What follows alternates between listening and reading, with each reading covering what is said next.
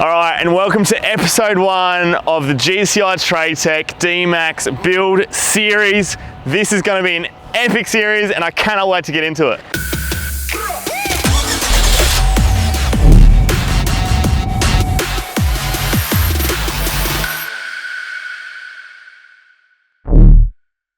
All right, so as you can see, we've gone out and bought a brand new 2021 Isuzu Dmax. So this has been one of the most sought after, I guess, requests we've had this year.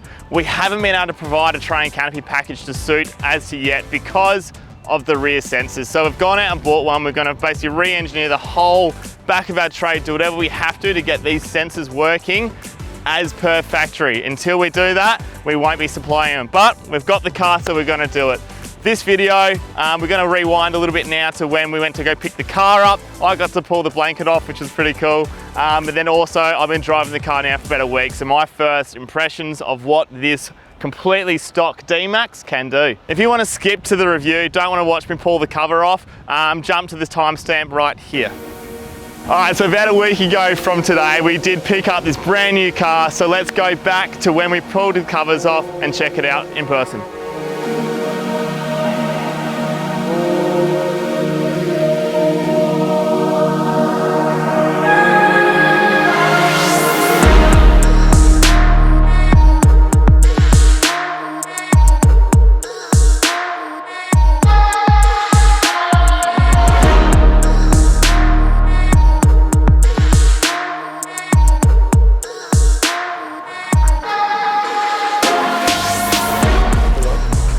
Not really a hat guy, but we'll run it. We'll run it. And can I rip it off? Yeah, you can go to the back and rip it off with that if you want. Have you done this before? Nah, man, never. All right, Dmax time.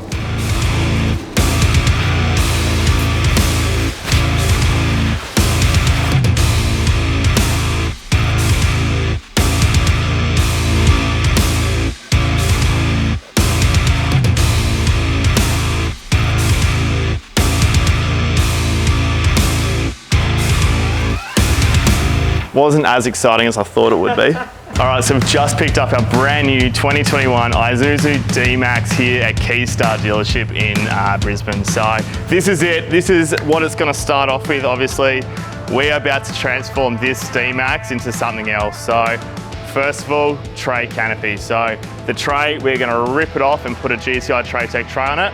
And then from there, we'll build up the canopy. Obviously, we're going to do wheels, lifts, bars. We're going to do a fair bit of work on this and really turn it into one of the best Dmaxes here in Australia. So this is what it looks like. Take a look at it. It's about to get a full transformation.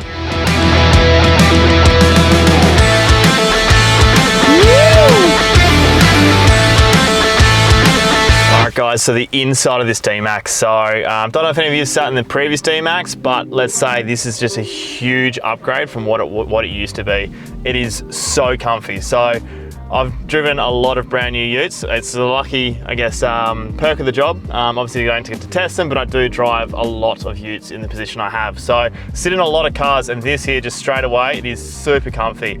They've really thought of everything as far as even to the armrest. They've got a little notch out of the armrest for where you rest your hands. So that's really, really cool. The entertainment system on this thing is really good as well. The wireless AirPlay, for me, it's I don't know how I'm gonna go back to anything that doesn't have it. So phone connects straight away, maps, everything goes straight up.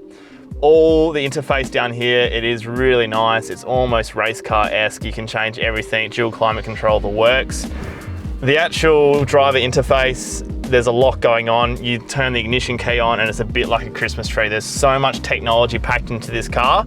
Obviously, I've only driven it for 580 Ks now over a week. So I've sort of tested a little bit of everything, but I haven't really gone into full depth. So first impressions, probably the biggest pro and also a con out of this car is all the driving aids it has. So you have all the adaptive cruise control, it has lane departure, so there's 2 cameras up here that it literally turns the wheel for you, and then also the rear radar in the back. It is really good. It's much better than some of the American truck systems, much more consistent. You're driving a Ram, occasionally a car will go past, it won't pick it up. This hasn't missed a single car, a motorbike, even a small MX-5 went flying past, picked it up, no worries. So really, really good system. So yeah, looking forward to sort of replicating it with a tray on the back of it. All right, so just it's a real minor feature, but I found it really practical so far. So a problem I've had in the past with dual cabs is how do you keep it clean whilst keeping sort of shopping bags and straps and other little things you need in the car. So most of the time, obviously you pull this back, you keep it all in here, but with the Dmax, obviously you can do that, but it's also both sides, these come up, and you've got under seat storage there. So shopping bags, ratchet straps, just the little things you need every day to day, but then it's not floating around making an absolute mess of your car. So really cool feature. Whilst the interior of this car has really blown me away with the creature comforts and everything it can do, one thing I've sort of found a little bit disappointing is I guess the plasticky feel, the cheapness of the exterior build. So like if I open this driver's door, if you listen to it, it feels, I don't know, it just doesn't quite feel as sturdy as what it should. Same with the bonnet. So when you're driving along 110 the highway, the bonnet sort of bounces a little bit around. It just doesn't really feel as good as what it could. Another point, which is really good for us, because obviously we're gonna rip all this tub off, is the rear tailgate. So I've owned a few utes before. It just seems, just listen to this. It's not as good as what it should be in this style of car. So good for us, because obviously this is all coming off. We're going to put an awesome canopy onto it. So full of tray and canopy, full GCI Traytec tray. All right, so the rear sonar system, so the blind spot radars in these utes, they're located as factory up in the rear bumper. So that is the reason why GCI Traytec hasn't ventured to the new Dmax and BT50s thus far. But yeah, we will be sort of pulling this all apart. We're going to 3D scan the whole vehicle. So it's going to be getting that sensor millimeter perfect to make sure there's no interference of that sensor. Obviously it's got a huge field of vision. And then the most important thing for us, they need to be in the same spot, because these sensors, unlike anything else in the market, they recalibrate themselves. So if the recalibration point is in the exact same position, you're gonna throw error codes. So about every 2 hours, this thing in the computer, the ECU, will recalculate where those sensors are. If they're not exactly where they think they are, error codes. So that's what we're going to avoid, and yeah, make sure it's perfect. All right, so the wheels, obviously they're quite controversial. Some people love them, some people hate them. I'm more towards the hate side of the story. I think it's just, they've got a nice wheel, put a bit of Wolverine claws in the side here, powder coated, it said that will be right. So that'll be the first things to go. Well, second thing to go, tray first, tub first, then the wheels. All right, so the Isuzu is powered by the new 3-litre turbo diesel motor.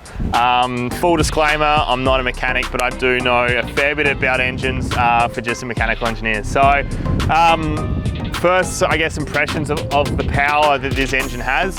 It is quite punchy. It does sort of lack a bit of torque. I haven't been off-road, I haven't done any towing in it yet, but I reckon the lack of torque in this motor will, I guess, come into light in those sort of scenarios. But off the line, it's everything and more that you need around town. So as far as, yeah, I guess opening the bonnet and seeing what's in front of you, biggest thing straight away, your air intake is as high as it possibly can be. So that's your air box into your air inlet for your motor, straight into your turbo. There's full access to your turbo.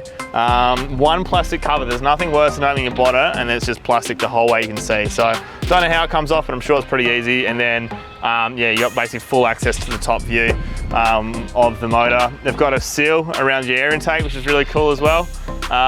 One thing I have noticed is, I guess, the fuse box. I did just pull it off before to have a look. Have a look at this. So this is straight from factory. First thing you see, obviously it's not a pro or con, but there's so much empty space here. But check this wiring out. It looks like it's just electrical taped around these loose wires. So look, I'm not stoked with that. Obviously it will do the job and it won't have, I doubt it will have any issues, but presentation, Isuzu, I think they could have done a bit better there. All right, so overall aesthetics of this car, the way it looks, I think it's really cool. I think Isuzu have done a really good job. It is, I guess, a really good foundation to what you can build these cars up to. Obviously, get rid of those wheels, put a lift on it, some tires, get some roof racks on it too. This has the potential to be a really, really cool touring vehicle. Obviously, bar as well, not sure. I do like the factory look. One thing I don't like though, I'm being very critical here, but they've done such a cool job with these LED daylights, but then the indicator is just a halogen bulb. It's just an old school, could be off your VS Commodore, could be anywhere.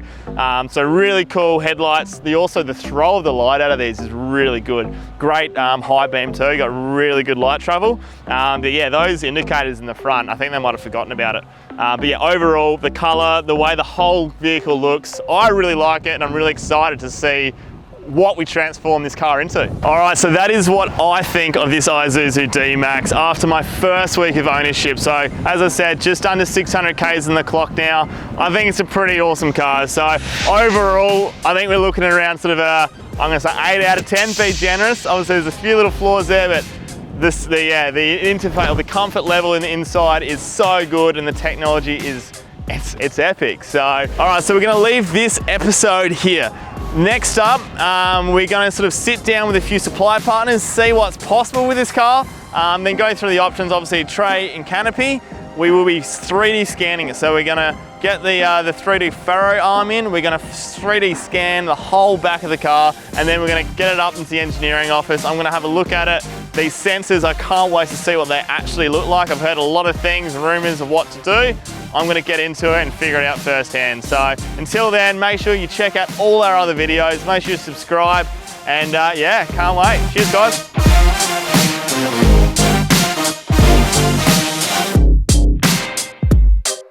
Go set it at 70k, and then you can just back right off, and then it's going to steer itself for about 15 seconds, and then it tells you to hold back on. Oh, we're wondering, will it correct itself? Yeah, we've got it. Hold the wheel. Sorry guys.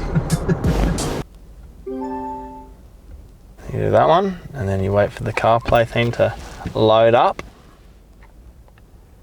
So the phone's in my pocket. When you're ready, guys.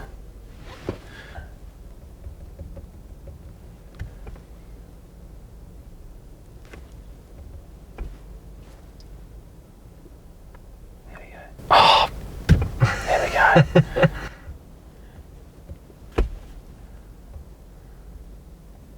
Magical. Isn't it? Call Anton, GCI.